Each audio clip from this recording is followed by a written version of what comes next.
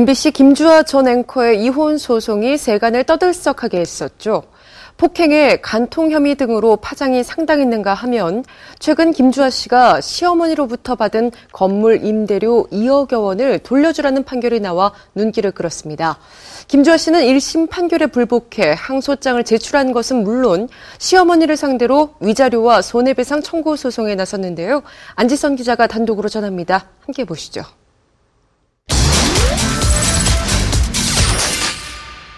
네, 항소는 이미 됐고요. 지난해 11월 재판부가 김주아 기자가 받은 2억 740만 원에 달하는 임대료를 시어머니에게 돌려주라고 판결한 가운데 김주아 기자가 항소장을 제출한 사실을 생방송 스타뉴스가 단독으로 확인했습니다. 앞서 김 기자의 시어머니는 지난 2007년 5월부터 2013년 5월까지 서울 이촌동의 부동산에서 받은 임대료를 반환하라며 며느리인 김 기자를 상대로 보관금 반환 소송을 제기한 바 있는데요. 당시 재판부는 김주아 기자가 시어머니 명의로 임대차 계약을 체결한 점, 김주아 기자의 명의 계좌로 임대료를 받은 경위 등을 비춰 시어머니의 임대료를 수령해 보관하는 약정을 한 것으로 보인다고 판시했습니다. 일관되게 억울함을 호소하던 김주아 기자, 결국 지난해 12월 항소장을 제출한 것으로 알려졌는데요. 수소문 끝에 김주아 기자 측 변호사를 찾아가 봤습니다. 안녕하세요. 안녕하세요. 네. 저희 김주아 씨 항소권 담당하시고 있는 양소영 변호사님 자리에 계신가요? 조심스럽게 말문을 연 김 기자 측 변호사를 통해 항소 이유에 대해서 들어볼 수 있었습니다. 첫 번째, 시어머니 집이 실질적으로 아니라는 부분하고 이 돈이 김주아 씨 명의로 들어오게 된 것 이유가 있을 거 아니에요?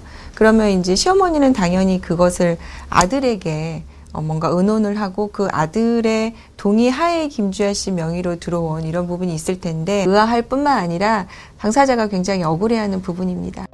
김 기자가 토로한 억울함은 초등학교 친구라고 밝힌 한 지인이 자신의 페이스북에 올린 글에 소상히 적혀 있었는데요.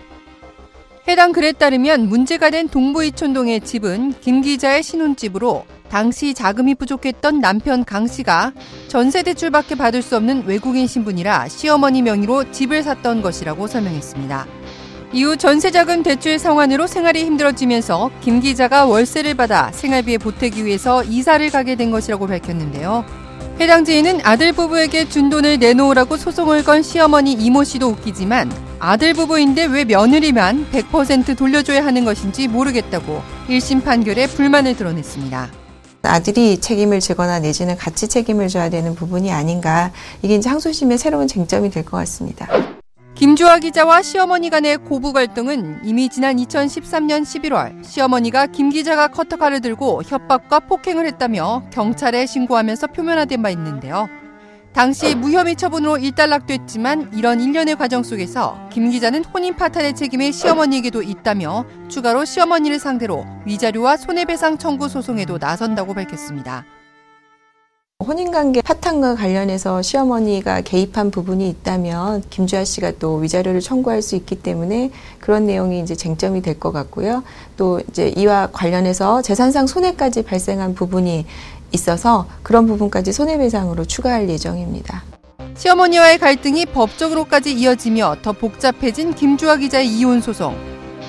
지난해 9월엔 남편 강 씨의 혼외자 출산 보도가 간통죄 고소로 이어지며 사회적으로도 큰 충격을 안긴 바 있는데요. 고소하려고요. 현재 간통죄 건은 기소 중지 상태인 것으로 전해졌습니다. 남편분은 입국이 되어 있는 걸로 아는데 지금 상간녀로 지목이 된 부분이 국내 입국이 안 되어 있어요. 그래서 현재 지금 기소 중지 상태에 되어 있고 여기에 남편 강 씨가 아내를 폭행한 혐의로 지난해 10월 징역 8월에 집행유예를 선고받은 바 있는데요. 이 같은 사안들은 조만간 있을 이혼 소송 선고일에도 중대한 영향을 미칠 것으로 보입니다. 폭행과 관련해서는 이미 이제 결정이 났기 때문에 이 부분에 대해서는 반영이 될 거고요. 간통 사건도 아직 수사는 제기가 되지는 않았다 하더라도 법원이 보기에 가사 사건으로 봤을 때 부정행위라고 판단이 된다면 충분히 그 부분은 반영이 돼서 위자료가 선고될 수 있을 겁니다. 1년 5개월째 2회를 넘겨 계속되는 이혼 소송으로 힘든 시간을 보내고 있는 김주아 기자. 최근 근황도 들어볼 수 있었는데요. 이혼 소송이란 것 자체가 원래 힘들기도 하지만 여러 가지 사건이 지금 얽혀서 병행이 되다 보니까 굉장히 힘들어하고 계시고요. 아무래도 사건이 자꾸 언론에 노출이 되다 보면 아이들이 그걸 알게 되고 상처받을 수 있으니까 그렇지 않게 하는데 이제 주력을 하고 있는 것 같고. 김주아 기자의 항소로 다시 법적 공방이 불가피하게 된 임대료 보강금 반환 소송. 항소심 결과에 그 기추가 주목됩니다. Y스타 안지선입니다.